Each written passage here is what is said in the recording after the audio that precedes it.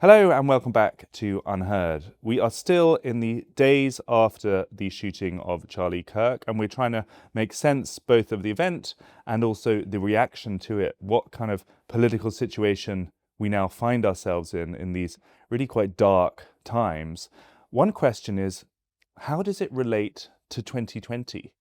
In what sense are we maybe inheriting still or living in the long shadow of all of that political inversion that happened 5 years ago? Well, happily here to try and unpack this and understand it with us is Thomas Chatterton Williams. He has just published a book called Summer of Discontent, The Age of Certainty and the Demise of Discourse, which details all of the kind of ideological shifts that took place in that really quite crazy year.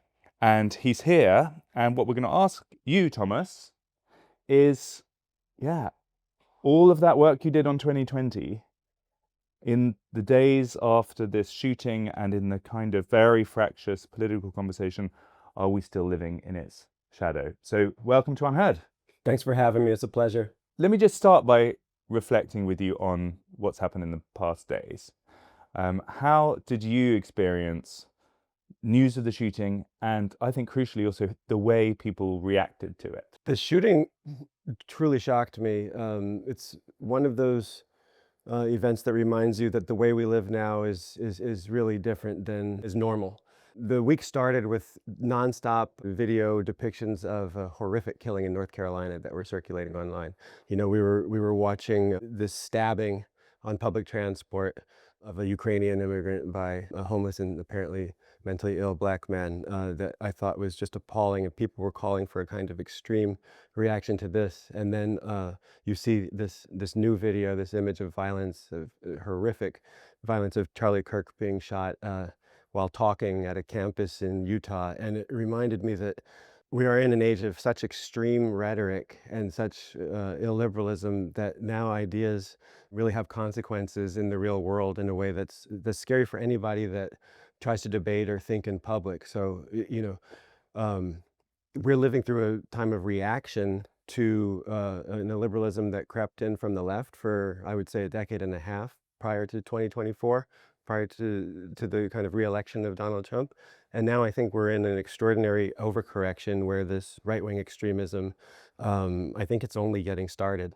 So let's just delve into those two events a little bit more first. So earlier that week, yes, it was Irina Zarutska, who is the Ukrainian refugee on a public transport bus and was just brutally stabbed from someone sitting behind her. What was it about the reaction to it that worried you or unnerved you? Because the claim was that the event wasn't being properly covered by the liberal media. So on the political right, at least, the sense was that this was yet another 2020 style kind of whitewash, and they didn't want to cover it because it was politically awkward because he was black and she was white or something like that. And you know, that was their mood, that was their justification. Were they wrong to feel that, or what is your analysis of that reaction? I think that sometimes too much can be read into why a story hasn't picked up steam immediately. I know that once the video was released, it was quite shocking, and then, you know, I think Elon Musk and people online started to really circulate that, and it is newsworthy. It should be covered, but there's a kind of way that videos like this of black crime specifically go viral now on Twitter, and there's a kind of race and crime porn where I think it's not very healthy to see these kinds of videos over and over again, and to have them so explicitly racialized in the way that they have been. And there's a kind of irresponsibility that someone like Musk really stirs up on his platform now, that I think leads mainstream media to sometimes not want to participate in that or to rev it up. And so then you have this other problem where it's downplayed or ignored, and that looks to people as though there's a kind of conspiracy or there's a kind of desire not to show reality, and they're just noticing. And so I think it's a very unhealthy dynamic, and the mainstream media is in a kind of a bind because by the time they do respond to it, there's a sense that it's too late. but there's a kind of desire to use these events to further polarize and divide us. And there is a real fear now in America that even if it's justified to have a kind of strong response to certain things, you're always potentially enabling somebody who's trying to make an authoritarian power grab. That's the president. And he uses these kind of instances to do something that will harm us all. And so I think that's also the fear with the Charlie Kirk shooting. I mean, here in the UK, I would say rather than it being black focused, it's more Muslim slash illegal immigrant focused. So of all the crimes committed in each week, certain voices online will definitely focus on the ones that are either committed by an illegal migrant or by someone who is a Muslim, or that crimes that echo scandals in the past, and just relentlessly put them out on social media, and it gives an impression of a sort of massive crime wave from a particular group that it isn't always borne out by the facts, and they don't even seem very interested in the facts. Often there are very popular accounts on X that really just post without comment Right. pictures of Muslims or people with brown skin, involved in stories of violence. Yeah, and in this way, it kind of mirrors what was happening in 2020 and the years preceding, kind of peak of social justice activism. You had these kind of videos circulating of police brutality or unarmed black men being killed. And these were horrific videos, but it gave a sense of disproportion. It made it seem as though this was pervasive. And if you asked people how many unarmed black men are killed a year, they would have an exponentially higher number in their head than is in actual fact the number in society. And I think that on the right now, you have, especially since Elon bought Twitter, you have a real exaggerated understanding of crime and danger, and it's very racialized. And so, crime stats show that crime is actually decreasing, but that's not the way it feels. And so, you see already how the president has used this sense that American cities are so dangerous to send the National Guard and the military into American cities and to threaten Chicago and other places with the potential of sending the military in. And so it's a very tense time. And I think that there's something that's very dangerous and irresponsible about the way that social media is utilized to make this spectacular depiction of danger. Also, there is no interest in the statistics or any kind of search for objective truth, I would say. And what I find frustrating, which really goes along with what you just said, is one of our big critiques during 2020 and the period after was that, for example, the stats were ignored. Right. It was just a vibe that, evil white police officers are disproportionately arresting and being violent towards innocent black people. This is just a fact. And anyone who questions the severity of this trend is somehow racist. That was the mood in 2020. And now, almost the exact reverse is true. Like crime statistics here in the UK, violent crime has gone down. Our streets are safer in terms of actually being seriously, grievously wounded than most of the times in our history. Whilst small petty crime, phone theft, disorder, those kinds of things have gone up, people aren't interested in this stuff. Right. It's like if you say that you're some kind of gatekeeper, retro, elite something or other. You're a bad guy if you point that out. Do you think that's right? Is it like a left-right inversion of the things we were seeing in 2020?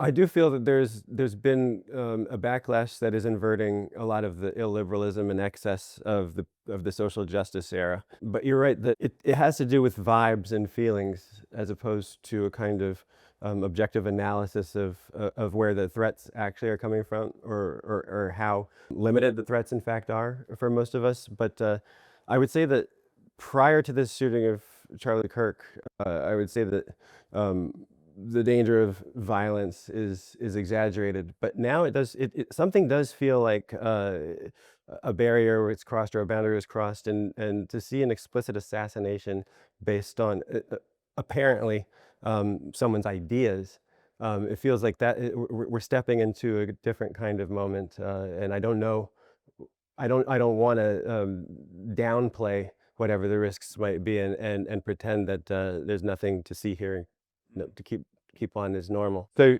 that brings us to this question of the reaction to Charlie Kirk and how the administration, even in the last 24 hours, has been speaking about it.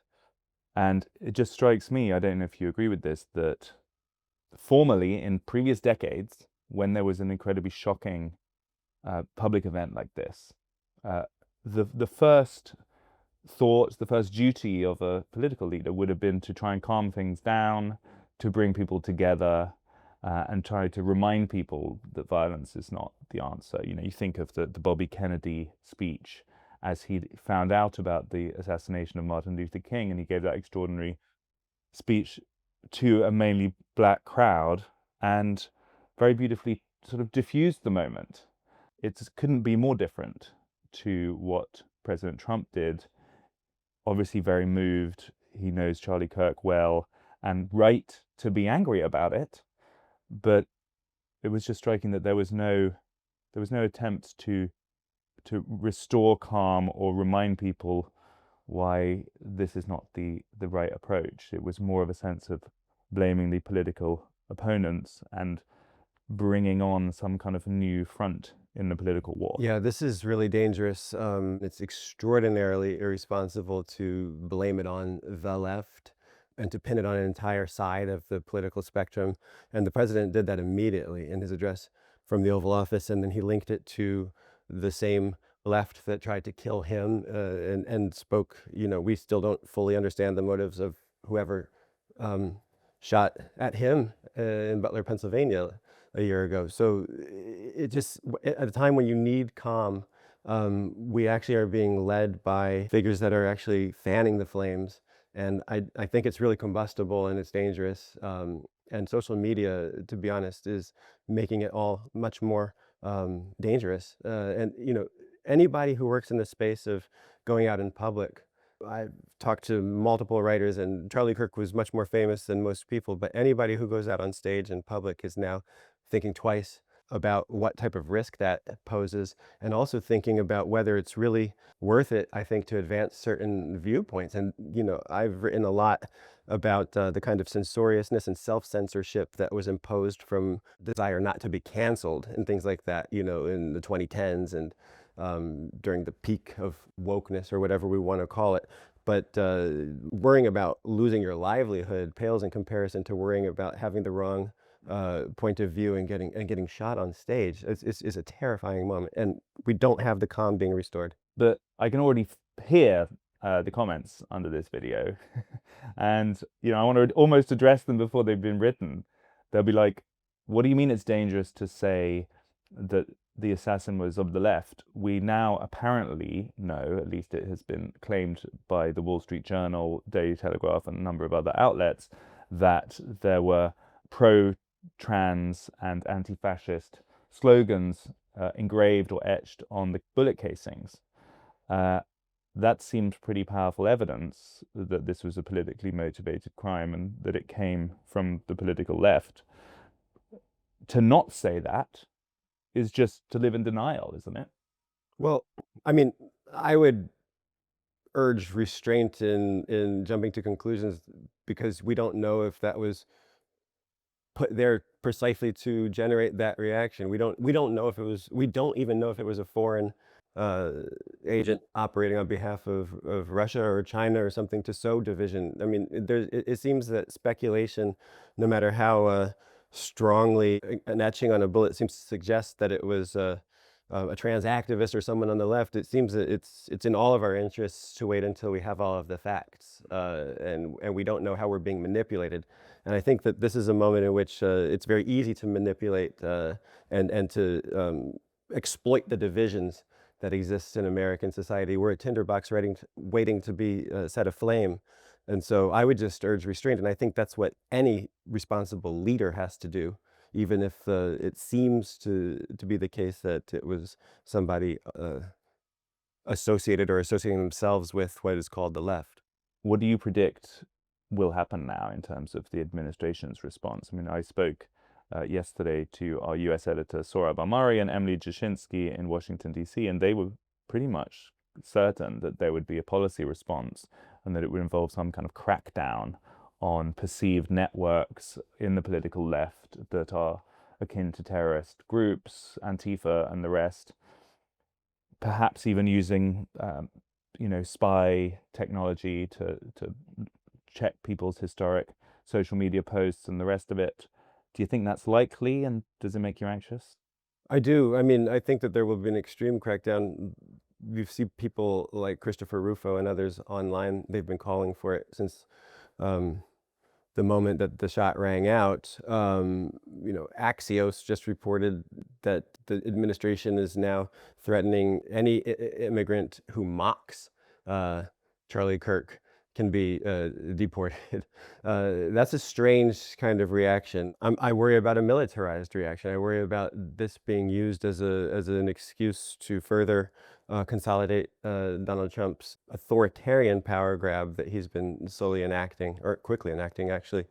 So I think all of that is quite threatening, and I think that there's a climate of fear among anybody who speaks out against Trump that this now is a heightened and more adversarial atmosphere than it's ever been. Let's roll the clock back 5 years to 2020, the subject of your recent book. What do you think happened in that year or the time around that changed the way people think about political power and how to achieve your objectives? Well, yeah, I think that there was a terrible movement on the left that really peaked in 2020 and revolved around this idea that political frustrations or political disputes can be resolved or pursued through violence and disorder in the street. That's a terrible precedent to be setting. It's not new this century, of course. It's not new in 2020, but there was a kind of desire and willingness to excuse disorder and genuine violence in the streets in the wake of George Floyd's death in 2020 and during the pandemic and the season that followed. And there was a terrible dereliction of duty by the mainstream institutions that are supposed to set elite opinion, where this kind of violence was excused or it was even sometimes celebrated. There was terrible contradiction, the kind of urge to rebel and protest that came from the right in 2020 based on lockdown orders. And that was dismissed as illegitimate. And then immediately once George Floyd died, the idea that you could rebel and protest collectively, even during a pandemic, was then encouraged even by public health officials. And that kind of hypocrisy, I think, has caused lasting damage and has hemorrhaged authority and credibility from our institutions. Just remind us what the series of ideas was behind that, because I do remember very vividly that mood and the sense among elite left-leaning kind of influencers was that somehow the normal rules need to be suspended. Yeah. That we were in a righteous moment of corrective justice, and that discriminated on minorities who had centuries of being mistreated somehow deserved an exception to the rules, such as the disorder and taking over whole quarters of cities and excluding the police and so on was not acceptable. We were going to make an exception in order to make us feel better about correcting historic injustice. That was kind of the argument, wasn't it? And well, the argument was even explicitly that, it may be that we're living through a pandemic right now, but racism is also a pandemic. And therefore, you must get in the streets, and we must have a kind of response that's appropriate to the level of threat that racism poses. And it was a moment in which many of our thought leaders and the media that guides conversation was filtering all complex social questions, even scientific questions, through this lens of racist, anti-racist. Everything can be split along this binary.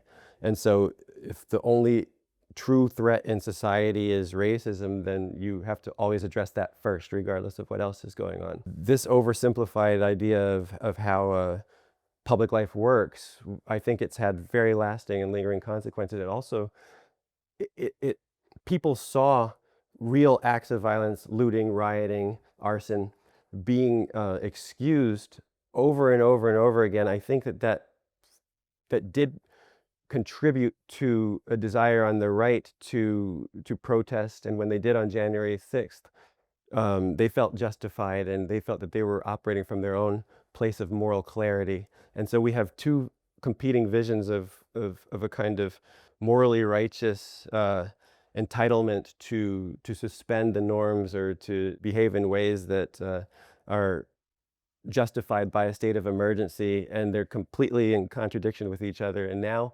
the pendulum has swung, and the right is ascendant, and we're living through a kind of excessive backlash that in every way echoes and even exceeds what was happening. That phrase, the state of exception, is key, isn't it? Because what happened in 2020, and this, it does feel, was driven by the political left, was that, yeah, there was an argument that normal rules need not apply. This is an emergency. And the way to accomplish this kind of change needs exceptional, in some cases violent, struggle. And once you've established that principle, it is pretty obvious that your political opponents on the right are going to learn from it and going to do it. And there must be a line directly from those kind of decisions in 2020 to what happened this week. Because whoever the shooter was, and as you say, we don't yet know the details, but the principle is already established that normal discourse, relying on the institutions and the processes of politics, is not going to work. Therefore, exceptional means is the way to win a political argument. Yeah, I'm afraid that there's the brakes are off. It's hard to argue and have an audience for liberalism and for the idea that due process matters, that institutions should be neutral, that you should extend grace to your opponents, that we should be maximally tolerant, and that viewpoint diversity is a strength, and that even you need to negotiate and compromise with opponents, that you don't strictly through zero-sum thinking impose your view on your opponents through brute force, because that actually engenders a kind of reaction that's unhealthy for the society at large. We're not living in a time of restraint this way, and I don't think we've been morally more out of sync with each other on the left and the right in my lifetime, certainly, and not in my adult lifetime, than we are now. And so it's a very dangerous moment. I feel like the justification that people would give if they were here with us is the kind of liberal, looking for centrist, tolerant, compromise solutions approach has led us down a bad path. They're unsatisfied with the state of the West, of the US, of the UK, that kind of approach has brought us to in recent decades. And so they are trying something else. Particularly I'm talking about here in the UK, they had a nominally conservative government for 14 years, and we've seen the highest levels of immigration in our history. We've seen all sorts of gifts and tolerance towards the radical left that don't sound very conservative at all. And people are like, I'm fed up with the soggy centrists. Give me something stronger. Why are they wrong? Like, what argument can you give to those people on the right or the left, frankly, to say, no, moderation, returning to neutral institutions, following proper process, good old-fashioned polite politics is going to get you what you want? How can you win that argument? Well, it's difficult to demonstrate how important incremental progress is, and to make people who feel dissatisfied by the injustices they see right now, it's difficult to get them to appreciate how fragile the blessings of the liberal society really are, and what it would feel like to not have a kind of expectation of due process or of freedom of speech. The idea that the status quo is so insufferable, I mean, I can understand frustration, but you really don't understand, I think, how bad it is in times of extremism. I think that we underplay the amount of dissatisfaction when we talk about these social issues that has crept into society around the West since, let's go back to the 2008 crash. The kind of inequality that's been generated, the hyper inequality since 2020, the billionaires like Elon Musk, he had $19 billion in 2020, now he has over 400 billion, and that's kind of across the top. The asset class has pulled away so far from everybody else. People are aware of extreme inequality in society, and they're dissatisfied. that has to be addressed, and I think that the anger goes towards the guardians of the status quo and the establishment, but it doesn't mean that whatever is being offered from the kind of extremist voices on the left or the right that exploit that dissatisfaction, it doesn't mean that what's being offered is going to be better than what we have now. And so I think that there's a kind of difficult argument that that liberals, centrists on the center left, center right have in trying to convince people that actually it can get a lot worse, that change is not necessarily for the better. Do you think it needs to get worse in order to win that argument? Do you think we need to reach a moment when it's like, okay, this is what the non-liberal way of running your society looks like. Do you like it? I think that's where we are actually right now. I think it will get a lot worse, and it has been getting worse. It's gotten a lot worse than I would have expected in the past, say, 6 months. I think it will continue to. I really do think that we've hit a kind of turning point where we're going to see what it really means to forego some of these kind of liberal safeguards that we've enjoyed. It's a very difficult time that we're entering. I really do believe that. Well, in the US, it is, I would say, uncontroversial to observe that the Trump administration is not interested in the neutrality of the state. There is no agency or corner of the administration that he does not want political control of. And that's almost, I would say, his mission. And people like Christopher Rufo, the whole sort of movement behind him, are very explicit about that. They would say that leftists have used the language of liberalism. They sound like you and me talking about, yeah, let's be nice and have neutral institutions and due process. But actually, the establishment, the blob, the deep state, the institutions have been left-facing for decades, and they're fed up with it. So they say, we've got power now. We are going to seize these institutions, and we're going to turn them towards the kind of future that we want. Do you think that's the right analysis? I mean, is that what is happening? Any kind of pretense that there should be institutions with power that are not directly governed by the president has been dispensed with? It has been. I mean, he's the kind of total political force in American life now. I mean, he pops up at the U.S. Open and overshadows that. He's making himself in charge of the Kennedy Center's programming. He wants to have a hand in the programming at the Smithsonian and our museums. He wants to put huge portraits of himself on the Department of Labor. He's tweeting nonstop. Yeah, they have inserted themselves into every aspect of our public imagination and consciousness. And yeah, you're right. The thought leaders within the movement, the Christopher Rufos, are quite explicit about the desire not to return to the center, but to correct with a kind of perverted mirror image of the kind of things that they detested that came from the left. He's written about this explicitly. I'm not reading into his intentions. There's also a desire to use the power to shame and to ostracize and to cancel and to enforce a kind of consensus and conformity of thought and orthodoxy. So there's no return to a kind of neutrality in the middle. That's not what's happening now.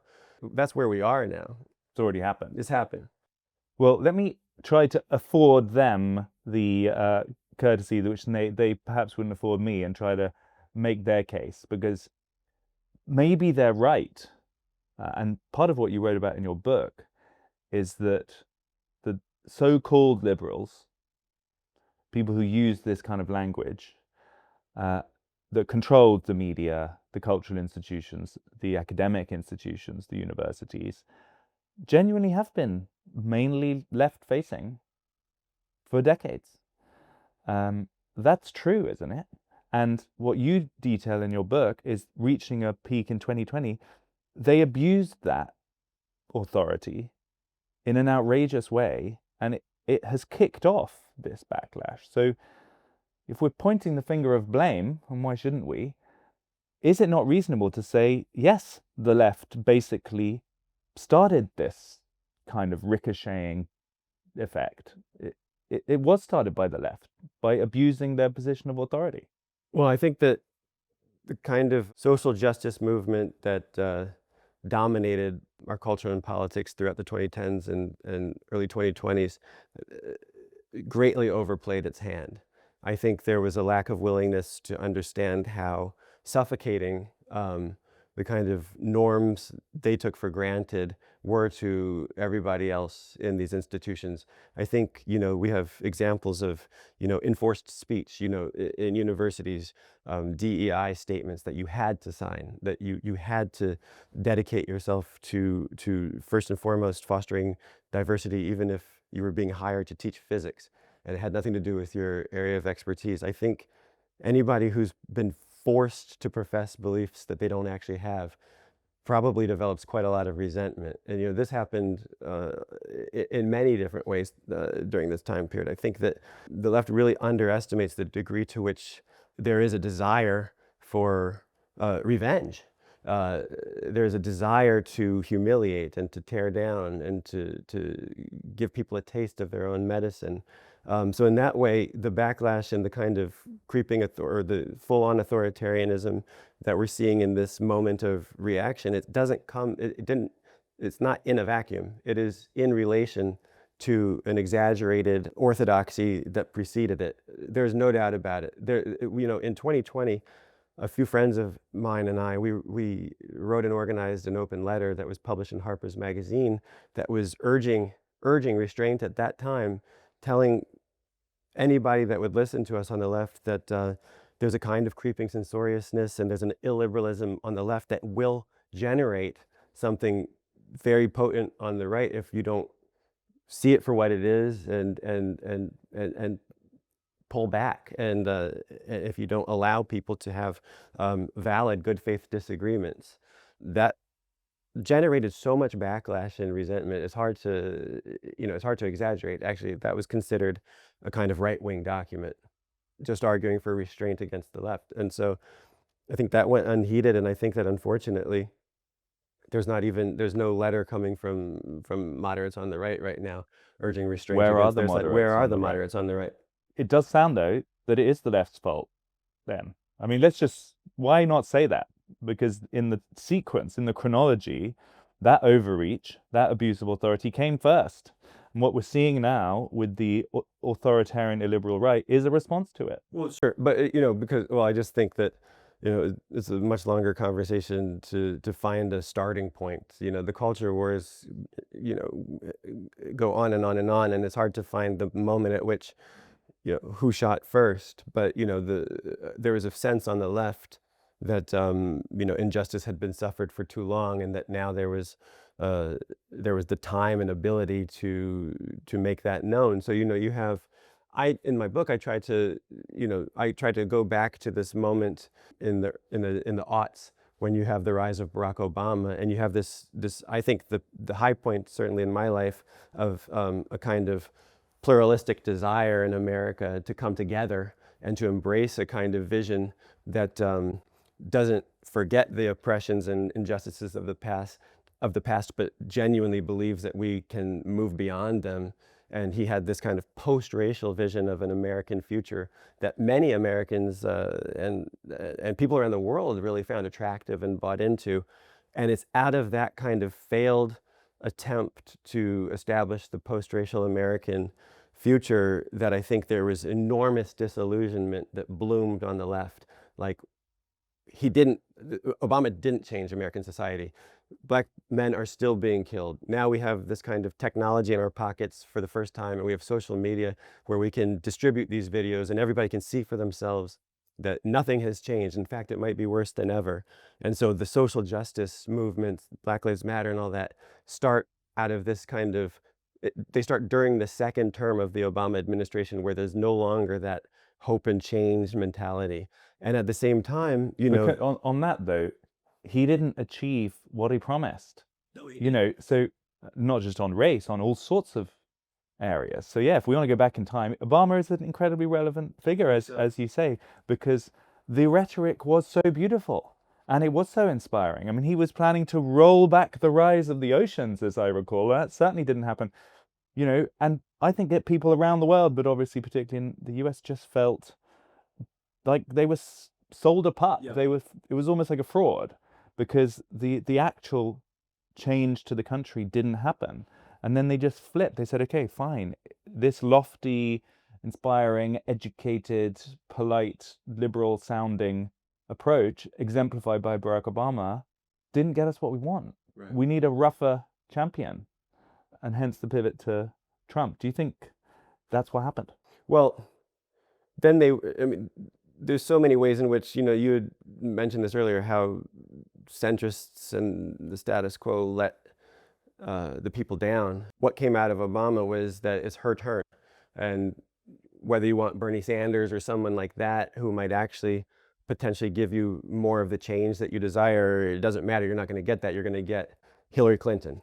And so there was, a kind of, I think, dissatisfaction growing on the left from that. And then, on the right, there had been this blooming discontent that first manifested itself in the Tea Party. I think it's not entirely within Obama's control that I think a part of the country, even if they liked in theory the idea of a post-racial future and a black president, in practice, they had a visceral resistance to him. This started to gain momentum on the right, and you have a dissatisfaction with what the status quo was offering through Jeb Bush and the kind of traditional candidates, and Donald Trump made absolute sport out of dismantling the Republican establishment before he took on Hillary Clinton. And so you have, I think, two competing factions of discontent that met in 2016. Even though Trump won, though, in that first term, the right was not culturally ascendant. The left very much dominated the mainstream institutions and the respectable thinking, and Trump was fighting an uphill battle. That peaks in 2020. The left's power really is at its height in 2020, and they greatly overplayed their hand. So I really try to bookend this period of the Great Awakening, we can call it, from the end of the Obama era, 2012 or so. That's when it starts to gain momentum, and it comes to a real halt on October 7th, 2023, when I think you can say that is the end date of wokeness. And we're in the real reactionary period now. There's one more factor here which I'd like to just inject into this analysis, which is the COVID pandemic itself. I know you covered this in your book, but we were covering it at the time, and I feel it's an underappreciated factor in the radicalized politics, because so many people saw that the elite establishment, the scientists, the politicians, imposed on them what they thought were completely unreasonable, and I share that analysis, I gotta say, lockdown and mandates and things that were not properly justified by the science. And yet the language of the science, the language of as if it was a normal liberal kind of action, was still used. And it was like scales falling from a lot of people's eyes. They thought, hold on, these people don't know what they're talking about. They are dangerous. They are not on my side. They can imprison me in my home on scant evidence. Suddenly the guys in charge become the bad guys. Yeah, I think, and I try to do this in the book, you cannot underestimate the degree to which a lot of these things only happened because we were in a genuine state of exception, which was the pandemic. I think that the racial reckoning plays out the way it does because when George Floyd died, we were, many of us, out of work, quarantined, all in this kind of homogenized reality that was mediated through the screens and social media that we were all participating in, and we were feeling very frustrated. I also think the most generous way that we can look at it now in retrospect is that, it was a novel crisis and situation that was fastly developing, and people were doing the best they could with limited understanding of what the epidemiological reality was. And so they were making mistakes, but in good faith. You could potentially say that in retrospect, we can see that, people didn't bury their parents because they were told to stay indoors. People were told not to go outside. People lost their businesses, and people were told they had to take vaccines that were not completely understood. Something you always hear from women. And I live in France, I live in America. So many women, took the vaccine and felt that it was changing their menstrual cycles. And then, a year or more later, it's admitted that there was some relation to having a very distorted menstrual cycle in the vaccine. People didn't know exactly what was going on and were just told to kind of shut up and keep quiet and do what you're told. And that is still playing out. I don't know as much about the United Kingdom, but in America, that is absolutely a driving force of some of the resentment on the right, 100%. And there is kind of justified anger at experts. But the fact is that we need experts. We need to have trust in institutions. Society doesn't actually work very well when nobody has the ability to guide us, when we don't trust anything. But what do you do when the expert class gets something so completely wrong, almost in unanimity? I mean, I was fighting that battle at the time, and I was radicalized by it because I observed that the most educated people were the most dangerous people, because they were able to formulate these arguments in a clever way, and they were able to delude themselves through basically spurious logic that such and such a thing was necessary, because if you analyze the data in this more sophisticated way, it tells you so. It was all bollocks, or a lot of it was. And so I share that fury with those elites, and it has brought us to this very dangerous place. Let me kind of draw things to a close by asking you how you think we possibly get out of it. I mean, should we look at historical examples? I mean, when there is a society like this that is getting more and more polarized very, very rapidly, and that anyone who talks about moderation or compromise or even liberalism as a solution is pretty much laughed out of the house, what happens? How can a center re-emerge? The only example that comes to mind in this country would be the Glorious Revolution in 1688. You're going back far. kind of a long time ago. But, that you could say that was the beginnings of the modern liberal idea, in a way, where people had gone through a civil war. The memory of family members, neighbors fighting and killing each other was alive. And people were just like, I'm not going back to that. I cannot have a country just divided by this religious argument between Catholic and Protestant, killing each other all the time.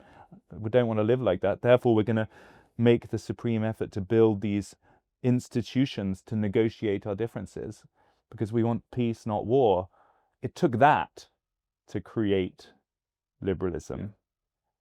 It's a very bleak thought, but are we going to have that kind of experience again in order to recreate it? I think that, I hope not. I think that society has a lot of strengths that are still holding right now, but I think that we're going to need a kind of leadership that I don't see anywhere on the horizon. It may be the case that we can't have a kind of politics of compromise so long as a figure so polarizing and so willfully polarizing as Donald Trump dominates the American public consciousness. But he won't be there forever, and somebody else will emerge. And we have to hope that a kind of leader who can unite Americans through a common narrative comes on the scene. And we also have to do it ourselves. One of the things that I always, it feels very daunting, but we actually have to go back into our communities, engage with people as real people. Where where my parents live in New Jersey, we're surrounded by neighbors who vote differently than we do. Some of our neighbors are Trump supporters with signs on their lawn, and some of them are the people that, when my mother had to go to the hospital, I'm thinking of one neighbor in particular, that's the person that drove my mom to the hospital in the middle of the night. It's important to realize that, a lot of the kind of way that we attack each other is in the abstract. We're online, we're radicalized by thinking of other people as simply the embodiments of positions we disagree with. We have to get back into the actual texture of real life and engage with people in our communities as real people who we can disagree with, but also find common ground with. I mean, this is the technological aspect of the hyperpolarization that's so dangerous. We have to touch grass, as they say, and get back into the real life. I think that more and more people sense that something is really wrong, and sense that we are being radicalized by so much online life. And I hope that there will be somebody that arises on the scene politically to, use that dissatisfaction productively to channel into a politics of consensus and compromise and negotiation. But right now, short term, I don't see how that happens when Donald Trump controls the political scene with such an iron grip the way he does. And one step might be to turn your phone off. Easier said than done, but I think that's a good place to start, is turning the phone off, getting offline, stop sharing and looking at the kind of highly edited videos that are meant to stoke polarization and to make us on a primal level hate each other. Refuse to reproduce those kind of exchanges and look for the best in your opponent. And if you are committed to watching videos, tune into this channel instead. Say no to the short form clickbait you find on your social media feeds, and come back to UnHerd for long form discussions like I've just really enjoyed with Thomas Chatterton Williams. Thanks for coming in. It's a pleasure. Thanks for having me, Freddie. And thanks to you for tuning in. This was UnHerd.